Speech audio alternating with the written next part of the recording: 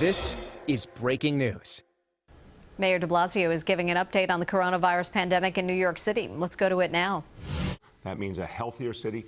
It also means the jobs of the future and people's livelihoods. It means global leadership in stopping the next pandemic and preparing countries all over the world for how to handle different healthcare challenges. It means being proactive in addressing healthcare needs at the community level. All of these things frame, I think, very strongly the future of New York City. Well, the action taken by the City Council yesterday related to the New York Blood Center is absolutely crucial. This is an important building block to the future. This is one of the ways we make New York City a true life sciences capital, which we need for the innovations it will lead to, let alone the jobs and the way it will propel us forward. Ever stronger, more diverse economy.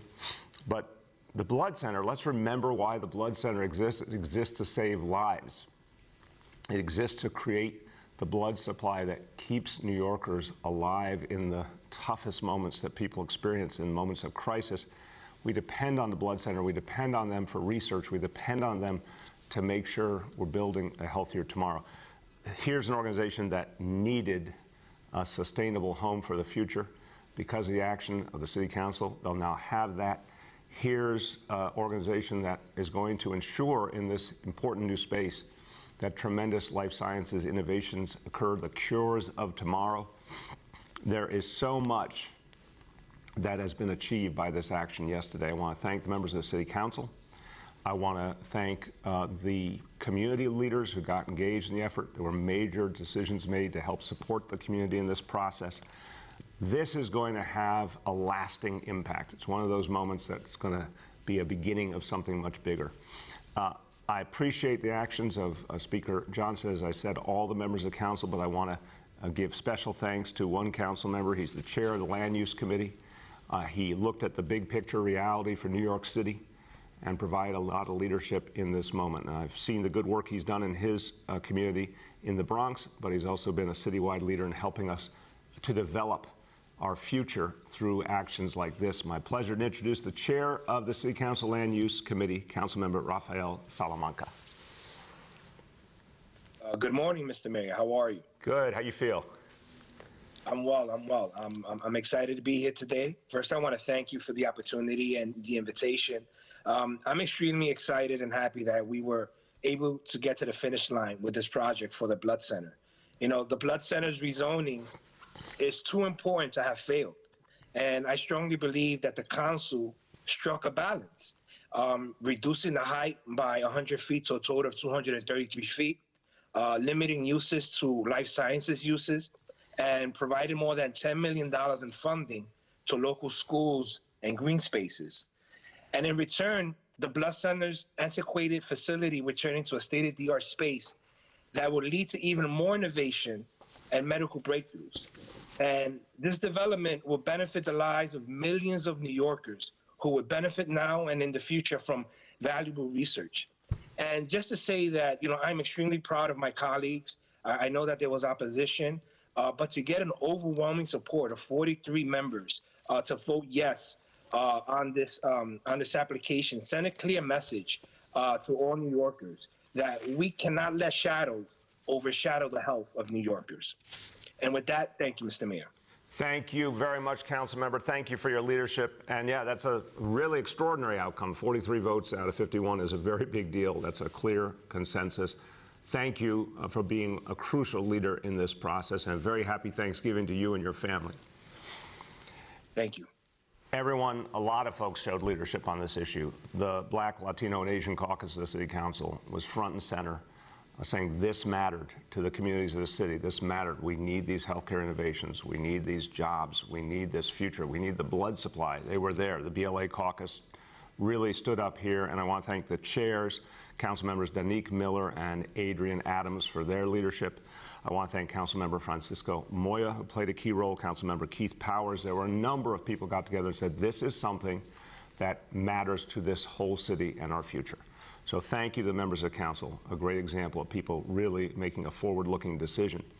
Now, I want you to hear directly from the leader of the Blood Center, and I want to say a thank you up front because, again, the Blood Center is there for every one of us every day of the year, and I'm not sure a lot of New Yorkers really recognize the crucial work that's done. It's not a government agency, but it's something we depend on like we would the government, and we need them to be strong. We need this for our future. So I want to thank everyone at the Blood Center for the work you do. Charlene and I have given blood there before, and it's an amazing effort, great people. And I want to thank them, especially this time of year, when we all need to be thankful. And I want you to hear from the President and CEO of the New York Blood Center, Dr. Christopher Hillier.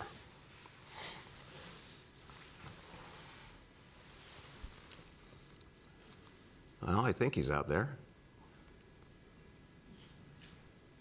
Hold on, we're having a little pre-Thanksgiving slow transition here. If we don't have him, we will come back. Maybe, is he muted? What's going on? He's not muted. Whoops, okay. Well, we're going to move forward while we see if we can get that fixed. And let me talk about what's going to be happening in the next few days. And when we get Dr. Hillier, you guys will signal and we'll bring him back. Everybody, look, really at this point, today, tomorrow, we're kicking off the whole holiday season. And it's really going to be an amazing time of year for this city. It's going to take on added meaning because of everything we have been through.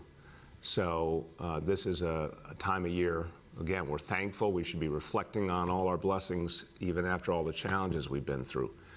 But the holiday season in New York City, a lot of people believe it is the best time of year in this city. A lot of people believe it's the best time to visit, and we're going to see people visiting, coming to see their loved ones. We're going to see a lot of people visiting now, tourists from all over the country and now all over the world coming in now because it's a magical time of year. So we're getting ready for a very busy and exciting holiday season in New York City, starting, of course, with Thanksgiving tomorrow. And one of the best events that happens the whole year, the Thanksgiving Parade. And I want to thank everyone at Macy's. They do an amazing job every year. Last year was obviously symbolic. It wasn't everything we would have liked to see in a parade, but they kept it going. And I say, God bless them for that. This year, the parade back in full strength. So we all get to enjoy Thanksgiving the right way, you know, with a wonderful parade and with family gatherings. We're going to talk in a few minutes about how to make sure it's healthy, safe all around. And you're going to hear from Dr. Choksi with great tips about how to go about the holidays the right way. So we're getting ready for Thanksgiving tomorrow. First night of Hanukkah is Sunday. Happy Hanukkah to all. That's a joyous, joyous occasion. And it's a time to really think about the way forward and something positive. May the light of the menorah continue to shine on our beloved city and on the communities of this city. There's a lot this time of year that gives us inspiration and hope. So to the whole Jewish community, happy Hanukkah in advance. To everyone, as you're getting ready for the holidays, we want to emphasize to all the greatness of this time of year, particularly the city. And we got a video we want to show you from our friends at New York City & Company. They have done an outstanding job, by the way, promoting this city all around the country, all around the world. That's part of why you're seeing people coming back to visit us and coming along to spend a little bit of money in our establishments, which we appreciate. But the magic of New York City at the holidays is celebrated in this video. I want you to see it.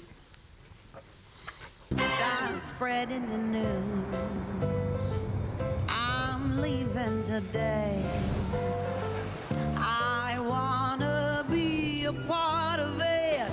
New York, New York, New York, New York, New York.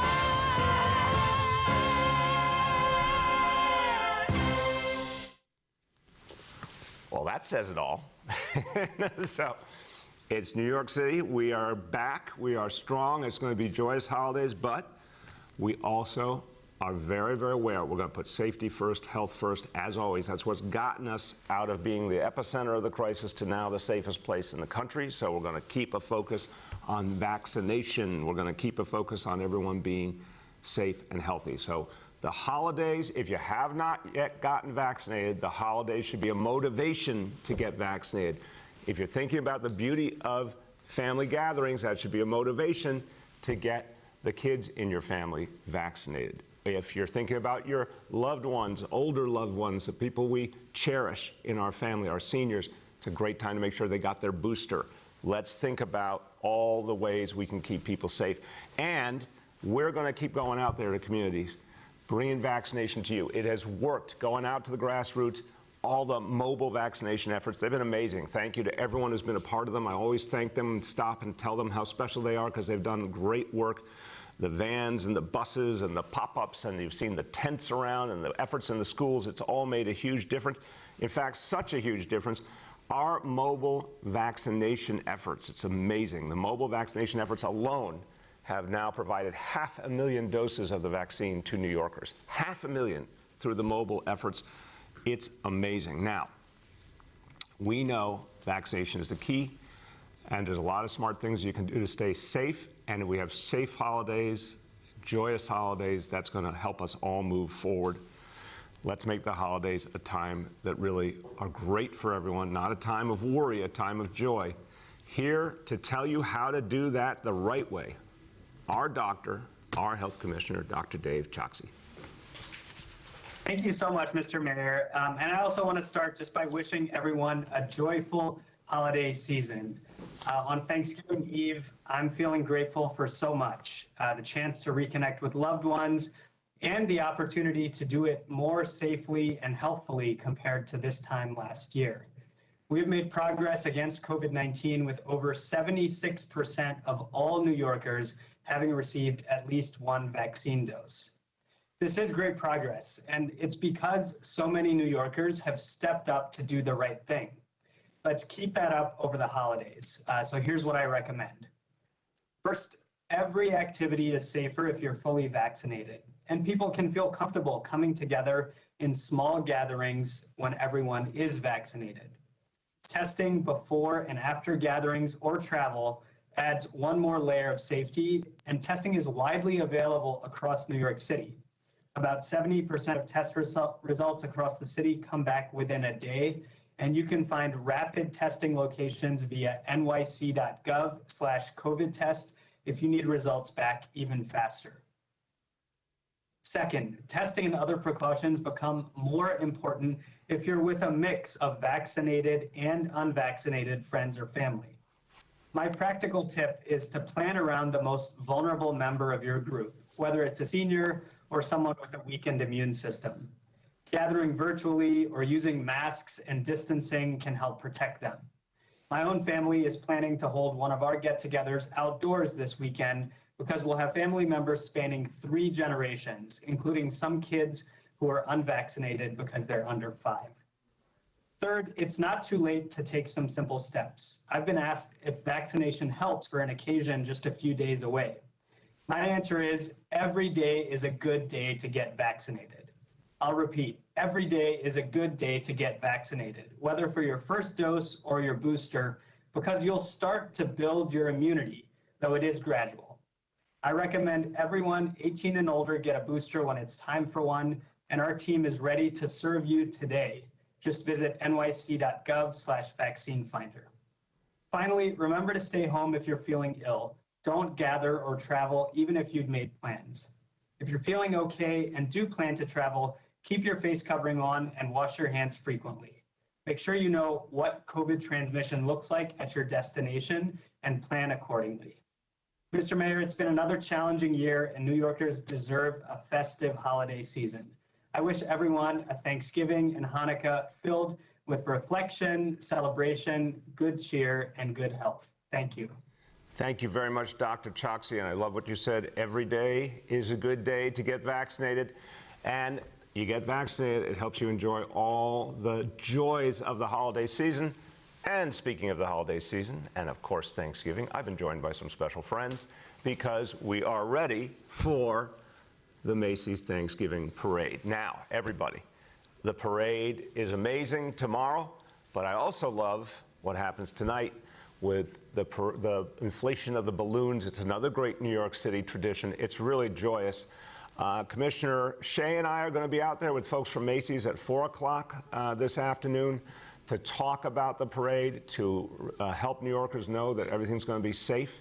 And a lot of preparation has been made by Macy's, of course, by the NYPD, by all the agencies of the city government to keep everyone safe. Parade's one of the greatest events each year, but tonight is going to be great too, with the balloons being blown up and just seeing the sheer magnitude of this incredible event. Kids especially have a great time later on this afternoon and tonight. So everyone, if you want to be a part of that, you'll get to see Baby Yoda, Pikachu, and Chase from Paw Patrol, among other greats. And the balloons display will be, actually, it's 12 to 6 p.m. today. It's even earlier, 12 to 6 p.m. today. People can be a part of that. You do need proof of vaccination and a matching photo ID if you're an adult.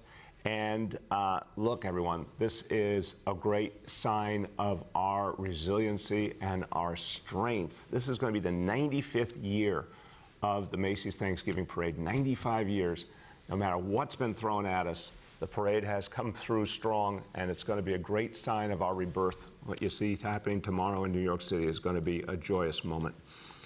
Now, everyone, as we get ready for Thanksgiving and all the holidays ahead, first of all, a very happy Thanksgiving to all New Yorkers. You've been through a lot, but you should be really, really proud of how you've handled these last couple of years and what it means for our future. So it's a time to reflect and enjoy a very happy Thanksgiving to all.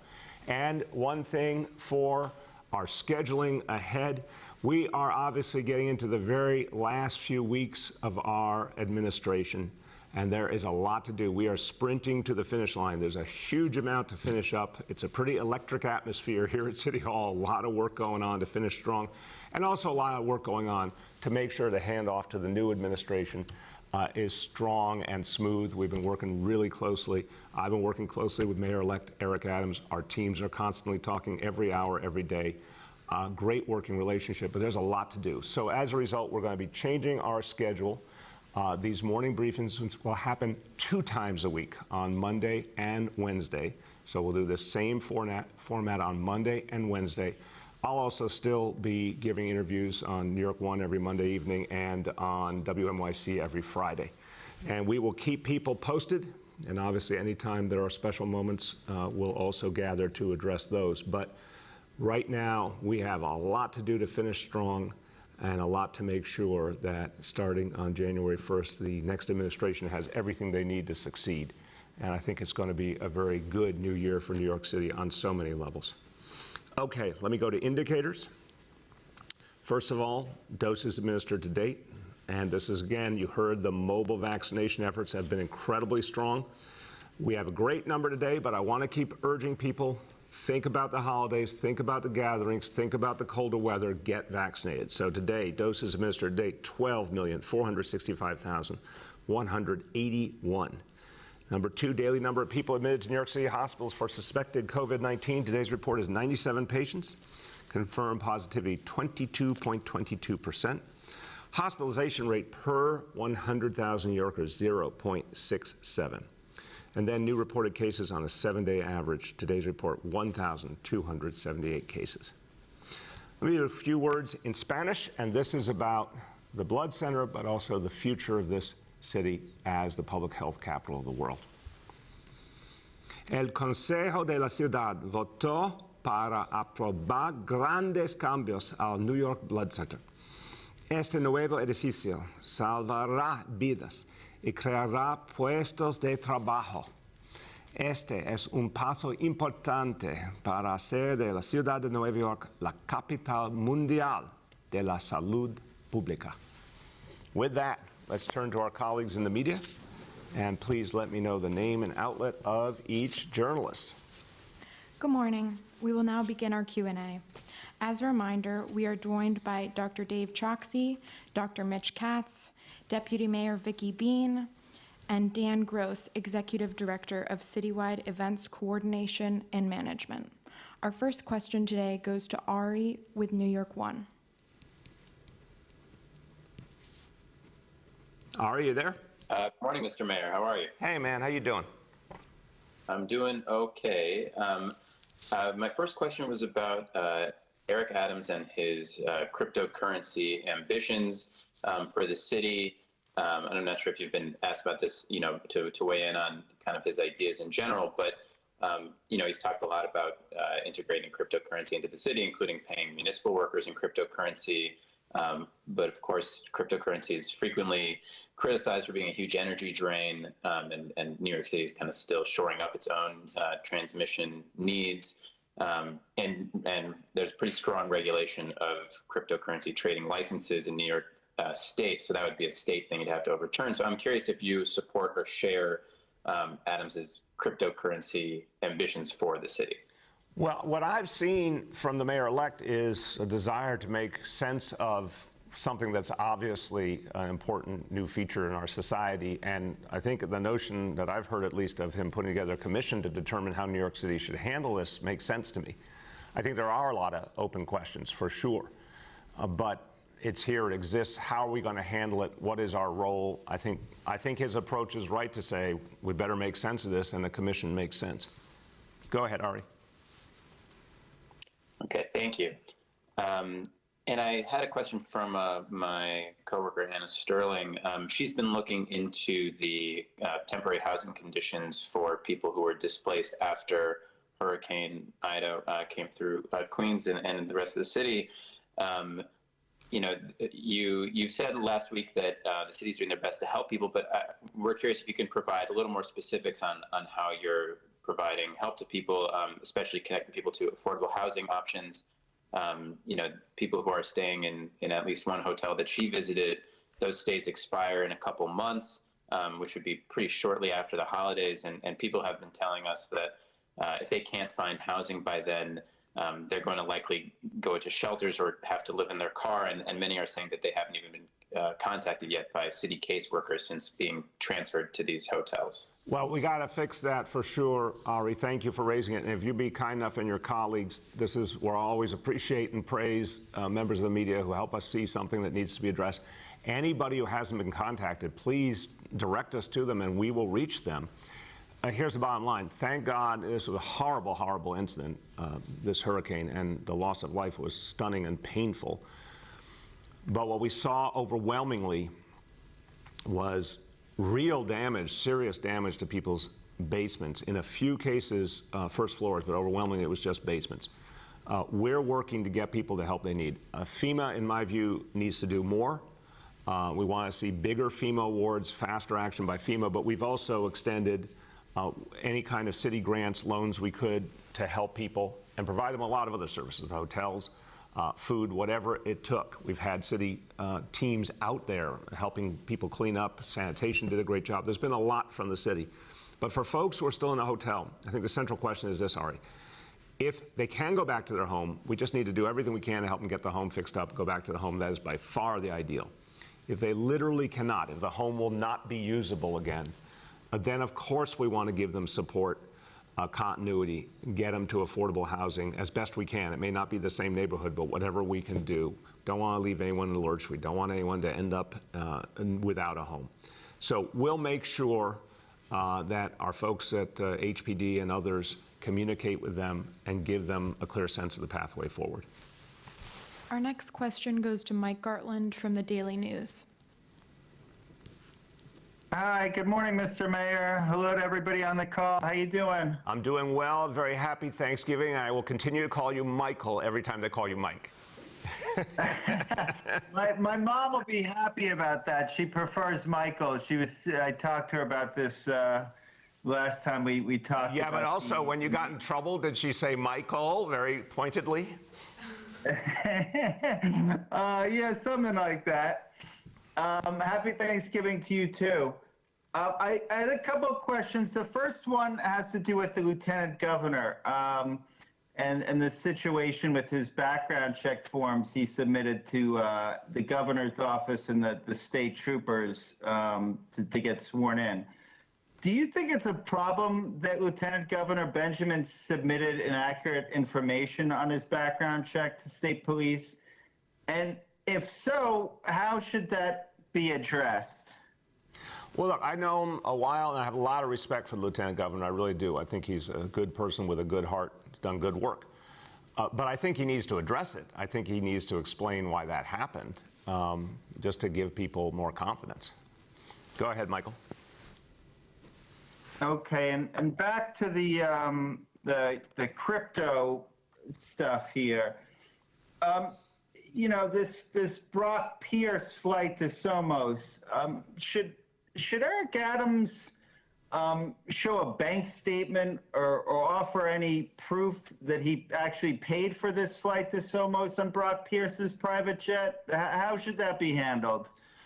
Look, I think with anything like that, it's just important to show how it was handled. And, you know, there's many different ways to address that.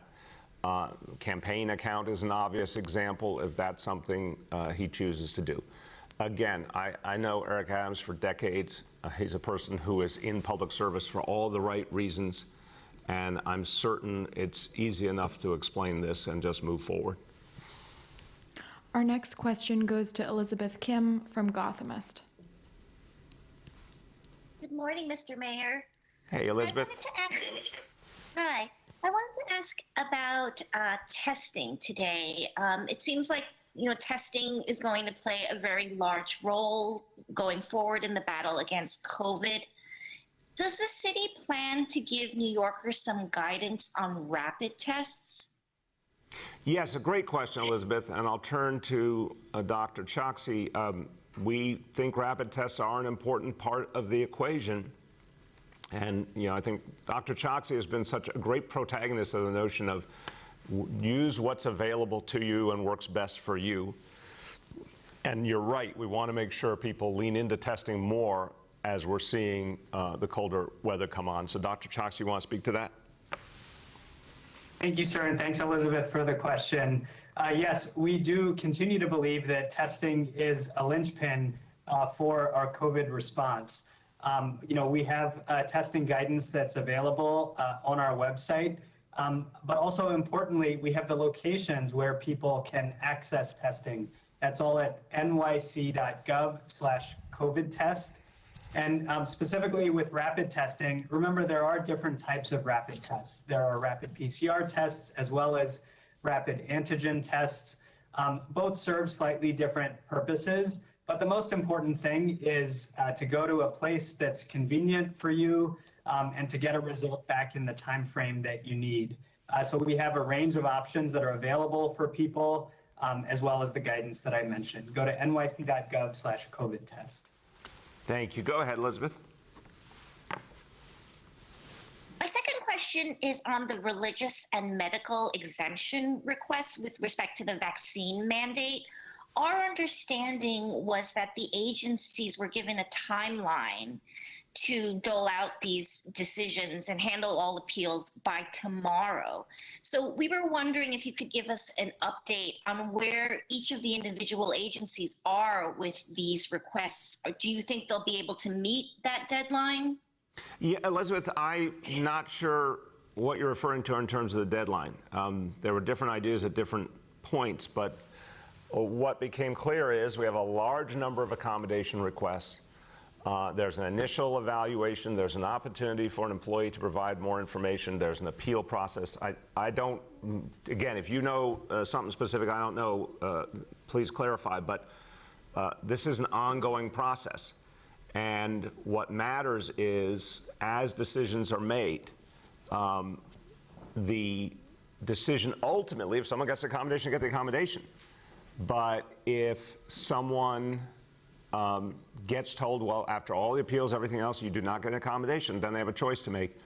And again, we've seen really consistently at that point, employees choose to get vaccinated. So again, I think we're dealing with today's numbers. I don't know if previously there was some kind of timeline, but with these kind of numbers, we know it's going to take weeks and weeks to sort out, obviously. Elizabeth, did you want to clarify? Do you know some specific deadline you're referring to? That was the Department of Citywide Administrative Services put out guidance telling the agencies, you know, you have 7 days to get through all of your exemption requests, and then by the 25th, you should have dealt with all of the appeals. Yeah, And I guess what you're saying is that they're not going to meet that deadline. No, I haven't seen that guidance, and maybe that was early on before the number of appeals was seen or the number of requests was seen. It's obviously way too big a number to get through on that timeline. So that may have been initial guidance, but I can speak formally and say each agency is purposely working through them. They'll get the job done by definition. Anyone in the meantime who's seeking the accommodation keeps working. And if they get an accommodation, great, they'll be able to keep working with the accommodation. If they don't get the accommodation, they have that moment of decision. And I'm quite confident the numbers have been absolutely consistent across agencies. The vast majority of those folks who get a no will turn around and get vaccinated. Our next question goes to Aaron Durkin from Politico. Mr. Mayor, happy Thanksgiving. Happy Thanksgiving, Aaron. Are you you going back to our ancestral homeland in New England? You know, I'm not. I have to split the holidays with my husband now, so I'm actually going to Florida, which will be interesting. That's not a Thanksgiving place, Aaron. I know, it's weird. But I'll be in Boston for Christmas, so that'll be nice. I wanted to ask about. Actually, I'll just follow up on that question about the medical and religious accommodations. So there have been 12,000 requests.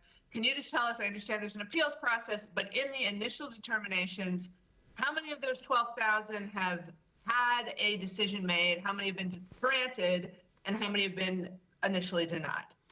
I don't have the numbers in front of me. We'll be happy to get you an update. Again, to be fair, it's the initial request, then there's an initial determination, there's an opportunity to provide more data if the employee wants to, more information, more documentation. Then if they get a no, they still have an appeal. So my impression is relatively few have gone through that whole process. We can show you what happened previously with the numbers with the other agencies where we did get through the backlog of folks with accommodations. But my impression at this moment, Aaron, is there's still a lot of folks to go through it, but it will happen over the weeks ahead. And again, I feel very clear about the outcomes. For the folks who get the accommodation, they're still able to keep working. It's a different scenario than what we had with the school buildings and the DOE, where there are very particular situations because of kids. They'll still be able to keep working. So while you're waiting for accommodation, you're working. If you get accommodation, you're working. If you don't get an accommodation, you got a decision to make. Vast majority are going to choose vaccination and keep working. It will just take some weeks to sort out. Go ahead, Aaron. Okay, and then you were talking about the blood center. There have been some questions regarding that, regarding Kramer Levin's role and your debt to Kramer Levin. I just have a specific question about that debt. You had initially reported it was $300,000. Some folks have been mentioning the number $425,000, which is what it would be with interest.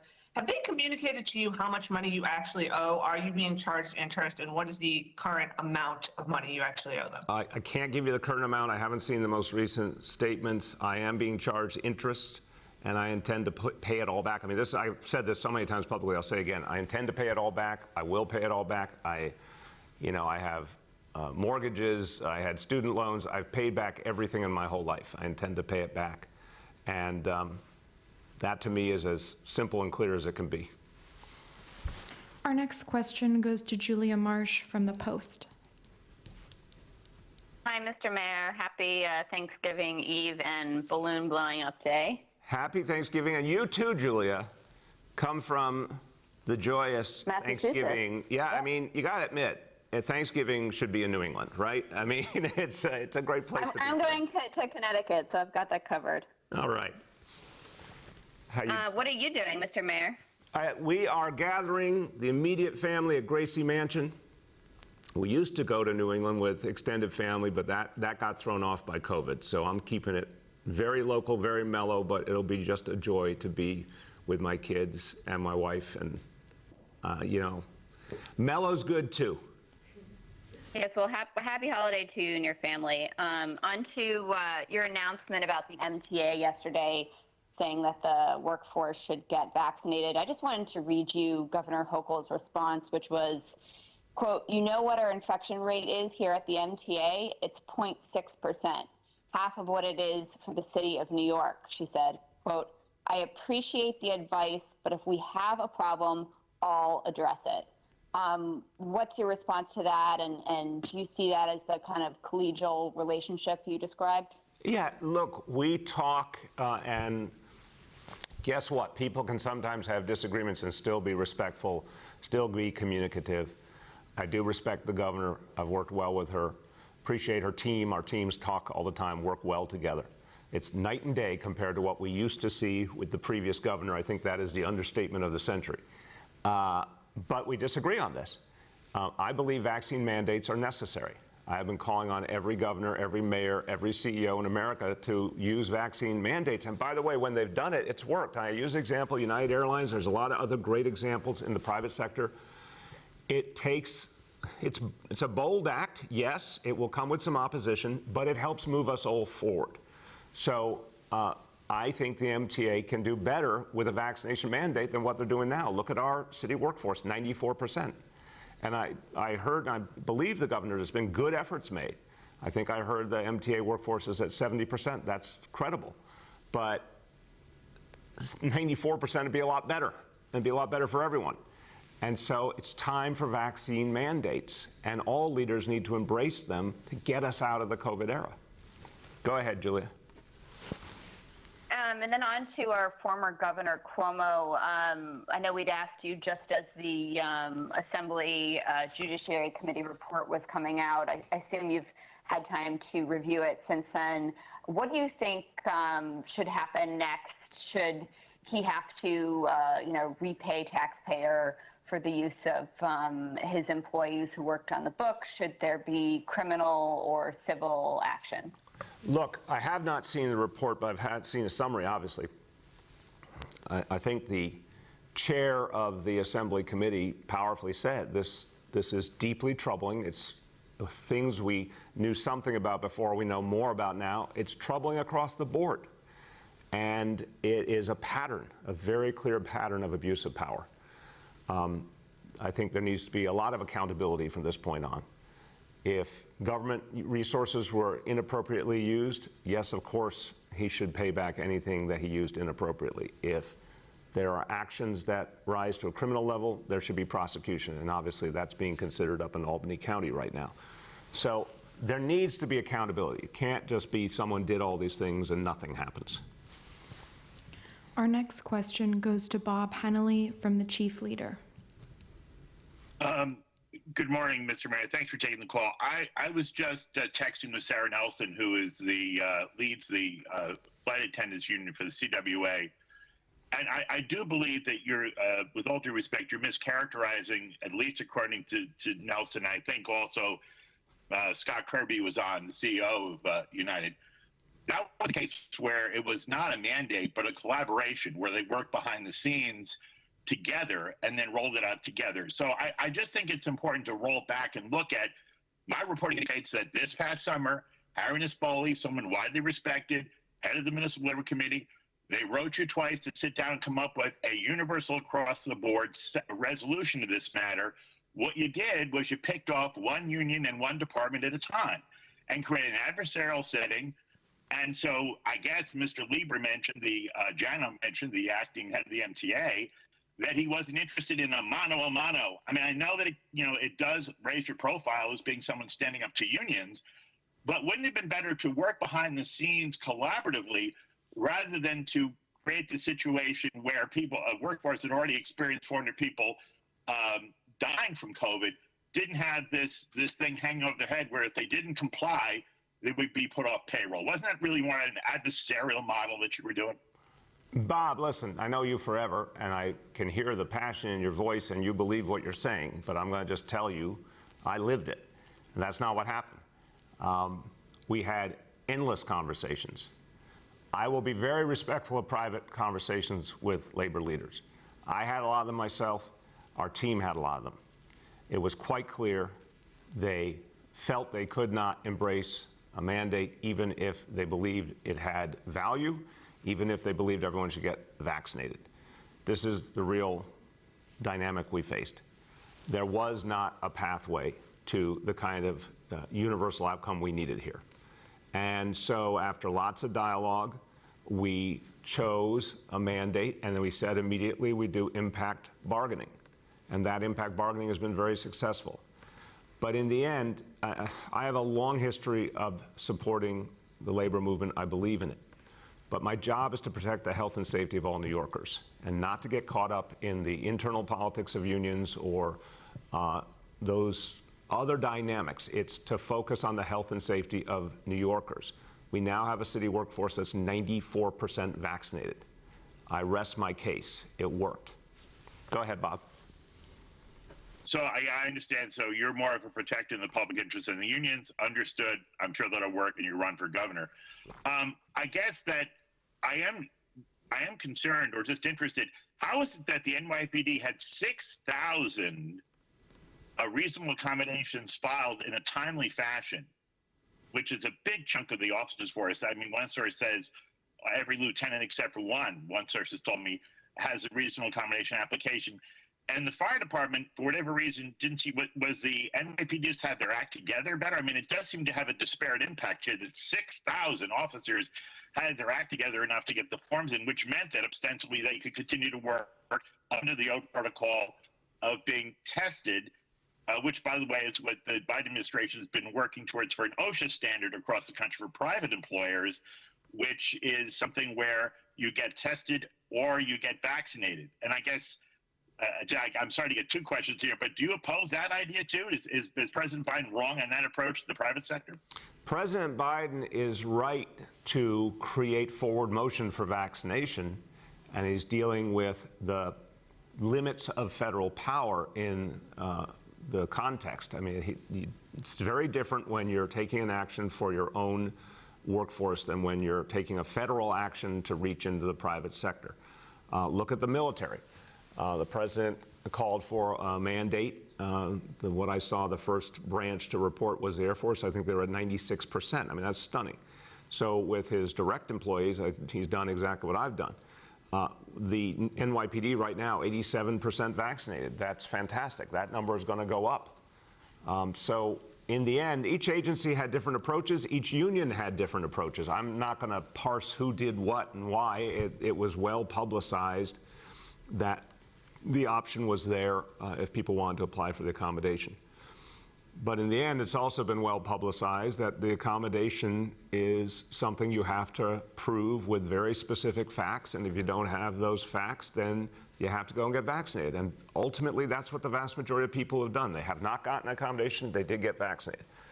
But we gave people a right to put forward that request, and they will be viewed really objectively, and decisions will be made. But all your questions are not unfair at all, Bob, but I come back to the bottom line. The job was protecting people and moving us out of the COVID era, and I'm thrilled. I mean, fire department right now, when you combine EMS and firefighting, is at 91%. That's amazing. NYPD, 87%. Those are both going to go up. I feel really good about it. We have time for 2 more questions today. Our next question goes to Katie Honan from the city. Hey, Mayor de Blasio, happy Thanksgiving Eve. That's a holiday, too. Shout out to all the bars in the city. Hopefully they'll do pull up well tonight. Katie, I like that you find a new holiday every day. That's the right spirit. Every day is a holiday, and happy early Thanksgiving to you. My question is a bit more serious. I had written, and also the New York Post had written, about a teacher at Townsend Harris High School who SCI had found. They said he was grooming female students, had sex with at least one student after she graduated. They recommended he be fired, but due to the DOE's state law that allows tenured employees to have a trial, and the hearing officer could not get anyone to testify against him, he remains an employee. He was back at the school this fall. The DOE said that he was not with students, but students reported by the Townsend Harris High School paper, The Classic, reported that he was. So I just wanted to get your take on it. The students are concerned that a teacher who was deemed a predator by a city agency is allowed back in, making, I think $135,000. So I wanted to get your take on it. And if you think there should be some higher level of reform when it comes to this type of thing, it's understandable that a victim of this type of behavior would not want to testify twice after doing it for an SCI report. So I just wanted to get your take. I'm real concerned. I appreciate you raising it, Katie. Look, after everything we have learned as a society, it's clear if someone is a predator, if someone's taking advantage of their position to prey on a student, that's a real problem. Now, I don't know the facts in this case. I do know, yes, I think we need to keep strengthening the rules and laws around this. And if the students are saying it's someone who's still in contact with the students, well, we damn well better listen to that and address the situation. So not knowing all the details, I can say that person needs to be isolated from students. And if that's not happening the right way, I'll direct the DOE to fix that right away. Go ahead, Katie. Great, and I guess I wanted to go back to what you've been asked by a few people in terms of your debts. You know, I know that you are likely going to run for governor based on, you know, fundraising emails and that kind of thing. Do you think you'll have trouble raising money from people if they know you owe so much money to a law firm? Or I don't know if that's something that I don't know what you've been thinking. I've never heard that from anyone, honestly. As I've talked to folks in the political world and communities, and no one says that. Everyone understands that, unfortunately, debt is a part of life. I'm going to make sure I pay that debt, and I've paid debts throughout my life. It's as simple as that. Our last question for today goes to Jillian Jonas from WBAI. Hey, Mr. Mayor, how are you doing? Hey, Jillian, happy Thanksgiving. You too, you too. This is my favorite holiday, so it's always nice. And happy Thanksgiving to your family. I am a bit concerned about the idea that you're going to be scaling back your briefings to just twice a week, because those of us in the alternative and local media have a hard enough time getting recognized as it is. And there was a point where your press staff was not recognizing reporters over consecutive days, and that's clearly no longer the case. So maybe give them a little nudge. Yeah, well, Jillian, wait a minute, Jillian, I'm going to jump in. You were on, I think, a week or so ago, and you said, hey, I need to get up to bat again, and here you are again. Look, we're going to continue. That was on yesterday. We'll continue to mix it up, and we want to get folks from community media, alternative media. We're going to keep doing that, and I really want to be clear. But at the same time, we are in a race to the finish here. I'm quite aware of the very few hours left to get everything done we have to get done, and our team will certainly always be available to answer questions as well. So the floor is now yours for your two questions. Thank you. I want to just note that I never heard back about those 9 condemned triple landmark buildings in the Gansevoort Market Historic District. Yeah, and I'll tell you, I'll make sure the team, Danielle will follow up with you today. My understanding is there was a conscientious process there, and that these buildings were in very, very bad physical shape, and that was what the determinant reality was. Again, I respected your question, but I truly believe there's been a strong commitment to landmarking. But as someone who believes in landmarking, I also know there are times when the physical condition of the building makes it impossible, and we just got to deal with those realities too. But anyway, the floor is yours. 2 questions. Okay. Go. Okay. So I had a bunch of questions yesterday about the blood center, some of which are moot now. So I had to kind of reshape them. So you know that all the elected officials in the area are opposed to this tower, especially Councilmember Callis, who wrote an op-ed last week, and he warned about precedent and something where he, quote, said it would create a blueprint for deep-pocketed developers to get what they want if the full council passed it. I think some would maintain that that's already the case anyway.